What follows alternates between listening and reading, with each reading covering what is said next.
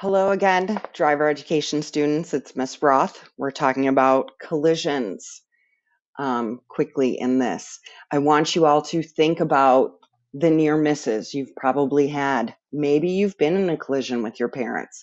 Maybe you've been in a collision yourself. There are a lot of things that we need to talk about, and we have talked about in order to try to minimize the impact. Okay, this is where the decide and execute come in. We're going to talk about changing speed or direction to lessen the impact, steering for something soft, such as bushes or an open field. If you have a choice between bushes and a house, you probably want to go towards the bushes. Try not to hit parked cars, avoiding trees. Again, bushes way softer than a tree is going to be for you. So the most dangerous and the most life-threatening, most serious injuries occur because of a head-on collision. Okay, you're going head to head with another car. Okay, if you're threatened by this head-on collision, keep control of your vehicle. Brake hard, try not to lock your wheels, blow your horn, flash your headlights, and steer right. If you can try not to hit completely head on, that's going to help you immensely and try to lessen the impact. A big one that scares me a lot is rear end collisions. I have been rear ended. It's not fun.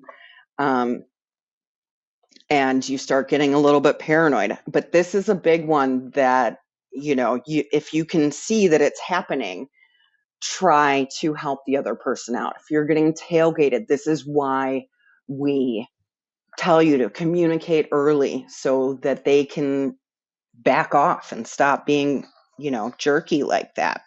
So if you're threatened with a rear end, tap your brakes, tell them you're slowing.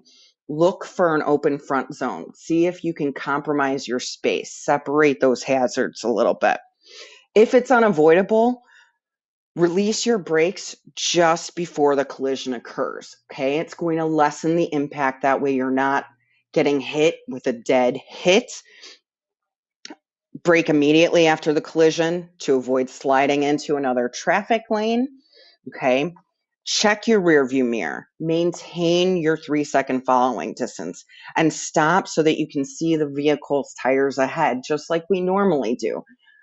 Hopefully, you're not going to run into a person in front of you because of this rear end collision.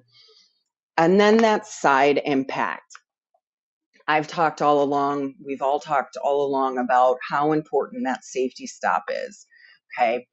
We want to stop first at a stop sign, then creep up and stop firmly again. Okay. Because one day you're going to be right and someone's going to be coming, and you're in this habit of creeping into traffic, and it's all your fault. It's not a good day. Okay. A lot of times, just pushing on that gas pedal is going to get you out of the way. Okay. Stopping dead in the middle of the street, not the greatest. We all have that deer in headlights, initial response when we do this. So if you see a car coming, our initial response is to stop and stare, where your better response is probably just to push on the gas pedal. Okay. Blow your horn, tell people what's happening, be aware. You might have made a mistake. The reality is, again, driver error is what hurts us most of the time. Okay. Let me just go right into 13.4. Why not? So if you do wind up having a collision with a vehicle, a pedestrian, someone's property. I know a lot of you, usually if we were in the classroom, I'd say, who's been hit while they were biking or walking around Oak Park? And I'm sure you or someone you know has been. Make sure you stop immediately. Failure to stop is a very serious offense. Okay, move your vehicle to the side of the road. Turn your car off. If you damaged a parked car, try to find the owner. If you can't, write your name, address, phone numbers on a note. Leave the note under a windshield wiper and notify the police. You did something wrong. You need to try your best to find out who it is and make sure that you call the police and tell them. Okay? If someone is injured, don't move an injured person. You guys have all taken first aid, CPR, hopefully by now. If there's danger of fire, obviously get that person out. Okay? If there's danger of another collision, move them. If not, don't. Okay? Try to prevent that further damage. Put your flares up. Put your flashers on. Warn other traffic if you can't get yourselves out of the road. Directing around other vehicles.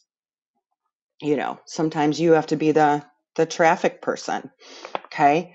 And again, you must call the police, people. Okay? Especially if someone is injured or killed. I would just call the police for any incident and they will tell you what to do. Sometimes, if it's winter out and you slid into someone, the police officers will tell you, you know what? Is anyone injured? Is anyone harmed? Then just come to a police station and file the reports. Insurance will not cover you unless there's a police report on file. Okay? Don't argue with these people. Don't take blame on yourself. That's not your job at that point. Your job is to collect information, the joy of your phones. You can take pictures of the license plates. You can take pictures of the damage right there. Okay? You can take pictures of their insurance card. Get their names. Just be polite. Don't address things if you don't need to. And then again, file the proper reports. You do need proof of insurance in order to proceed and to avoid any further complications. Okay.